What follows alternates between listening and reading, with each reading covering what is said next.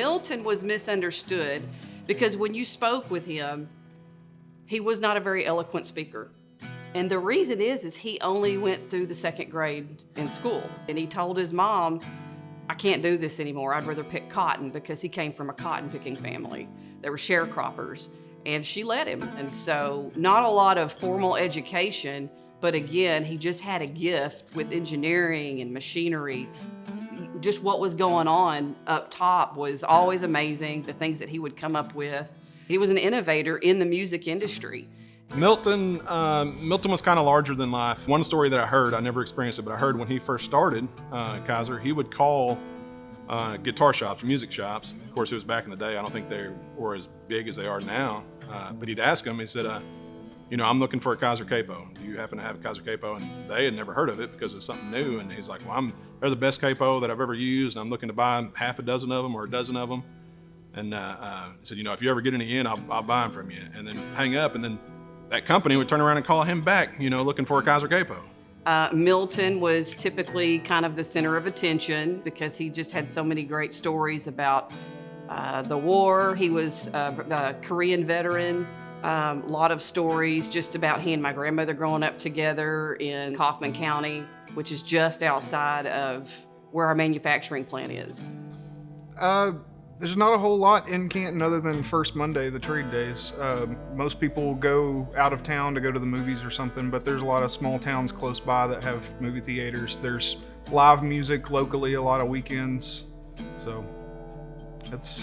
And Dairy Palace. Everyone hangs out at Dairy Palace. I actually, had some friends that, moved down from Minnesota or whatever, and they were like expected to see cowboys and Indians, when they got off the plane, and I'm like, yeah, well, that's not gonna happen. Some of us have more of the drawl in how we speak.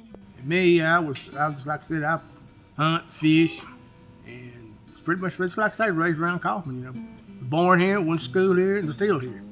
Had never left.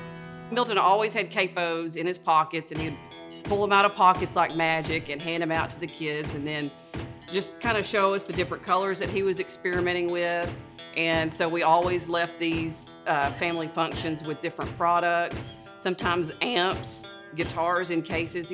Very generous man. You could tell he was super proud of what he was working on at the time, but you could also tell he was never satisfied with just the fact that he had invented this mechanism.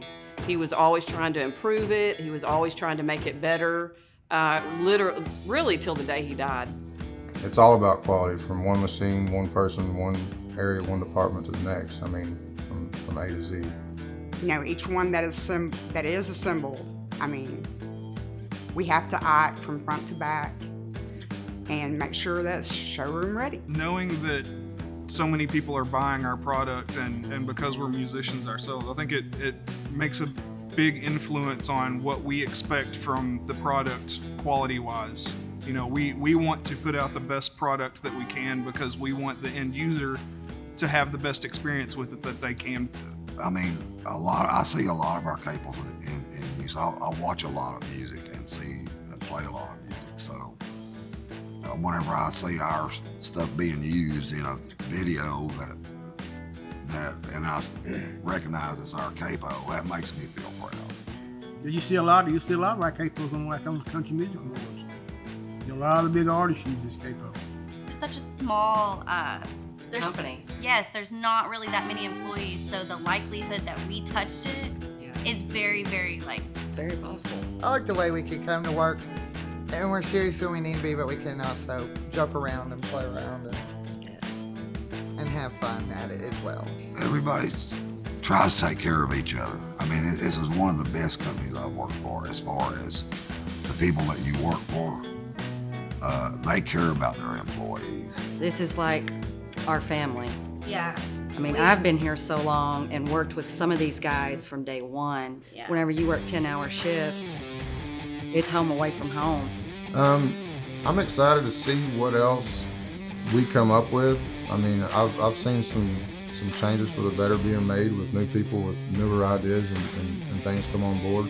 I'm excited to see what else we can produce that's going to stick around as long as the Kaiser Quick Change capo has. And I'm also excited to see and believe that what we do now will never change completely. I mean, that's part of carrying on Milton's legacy. I have 2 daughters, and that's part of the Kaiser legacy as well. We want to focus on continuing our handmade craftsmanship in Texas. We're the only quick change capo that's made in the United States, and just keeping it at home